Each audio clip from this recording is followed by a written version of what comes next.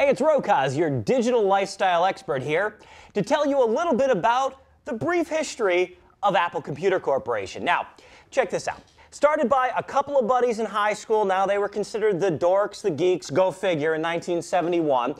We like to call them the Steves. Steve Jobs and Steve Wozniak decided to tinker around in their garage and came up with the Apple I, the first generation of the Apple computers. Now, this was basically just some RAM, a motherboard, and a textual video chip, meaning, of course, it just played text and things like that, so you could enter in some basic code. You type it, it happens. Now, they had another buddy inside of their little consortium, a gentleman by the name of Roland Wayne, who made up the trio. Now, you don't hear about him much because he decided to sell out his shares in what was to become Apple Corporation for the massive amount of $800. Oops.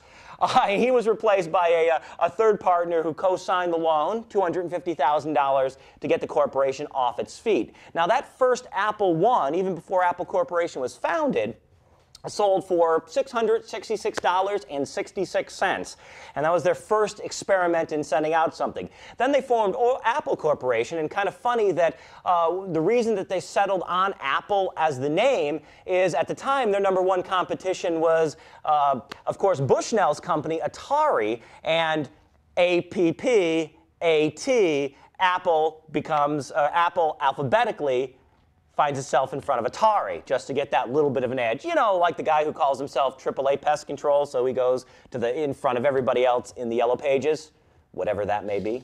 Obviously, this was the beginning of a beautiful relationship. In 1976, Apple Corporation was founded, and as they say, history was made. They went on to create some incredible products like the Apple IIe, the first really, you ready for this, Windows-based, did I say that, computer. That's right, the actual concept of Windows and a GUI or graphical user interface was a creation of the Apple Corporation before what was to become the Windows Corporation took it over and became famous for it.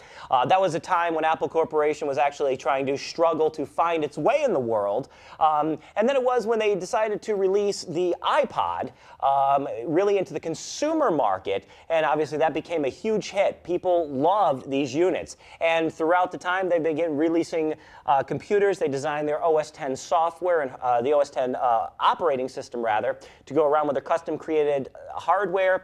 And you know, as of last, as we turned into 2009, they've gotten to double digits with their market share. So between Apple, iPod, iPhone, the MacBooks, the MacBook Pros, the G5s, it just doesn't stop. Apple is a, you know, as you could see in the movie Forrest Gump, if you could have got a hold of that stock back in the early 80s, well, you'd be living in a much bigger house right now. Like me, Rokosz, your digital lifestyle expert, saying, stream you later.